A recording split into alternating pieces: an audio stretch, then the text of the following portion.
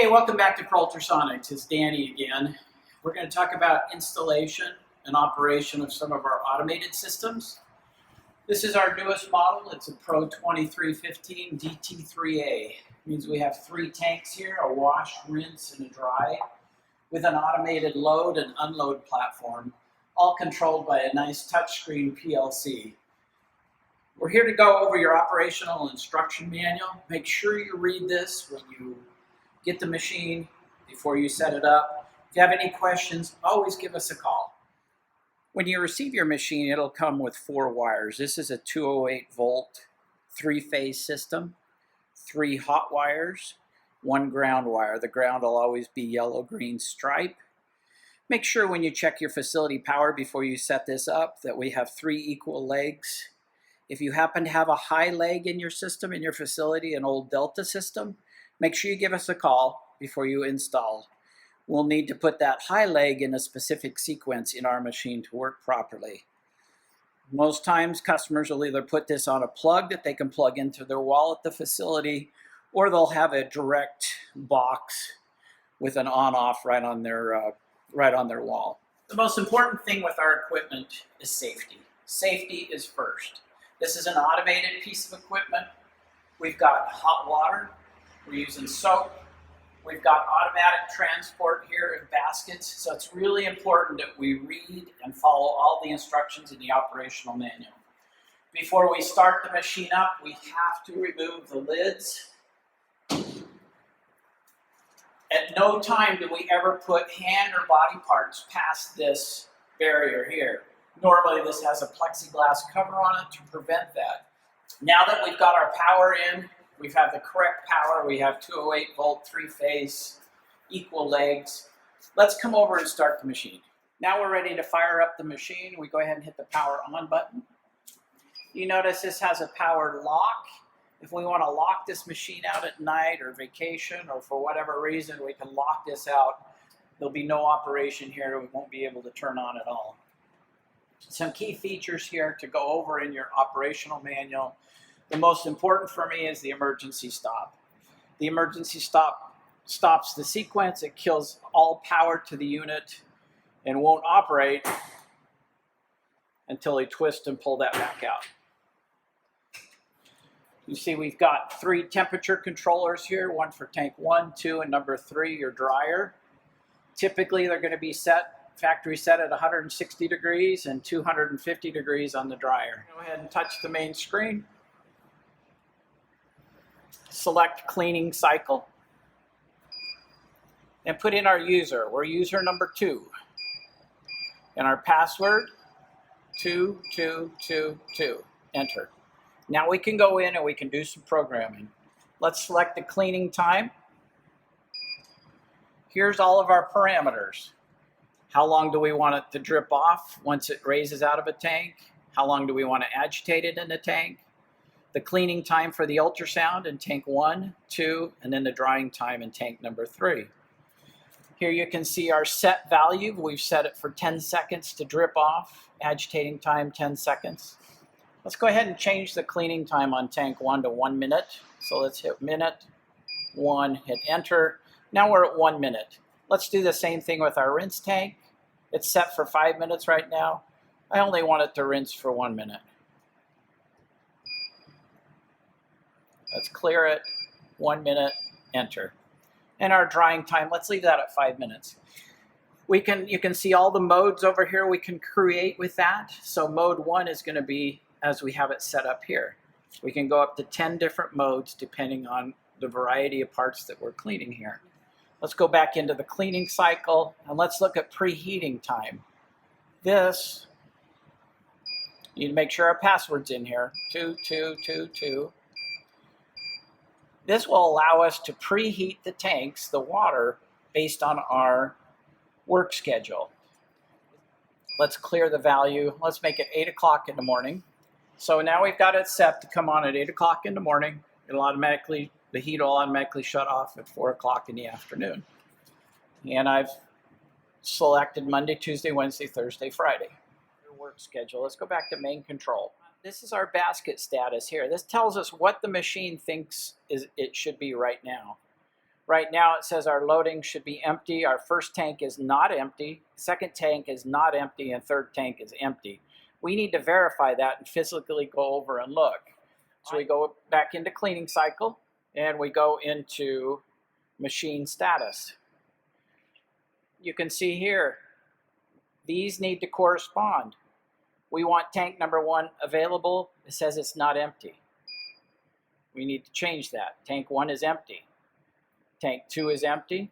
Tank 3 is empty. Once we verified that, we go back to our main control.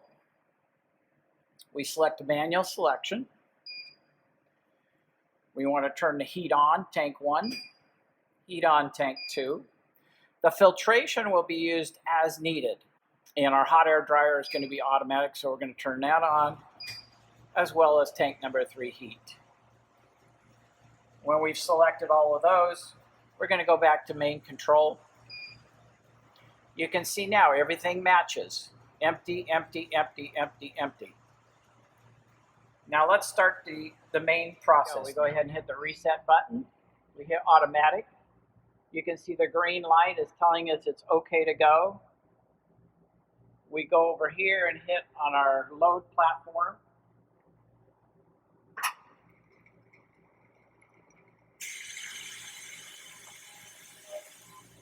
As we have more parts, we load in more baskets.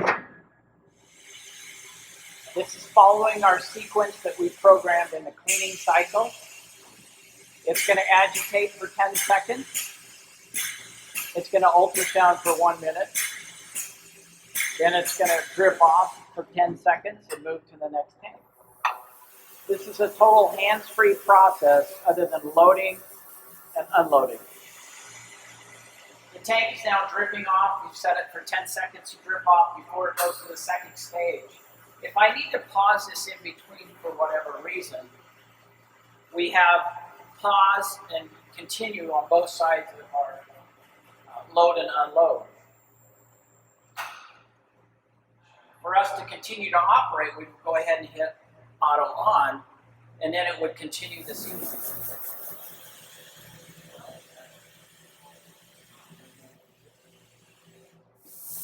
You can see we have a full unload conveyor here. We forgot to take the baskets off. It's going to pick a basket out of dryer now and has nowhere to go. This will give you an example of the alarm.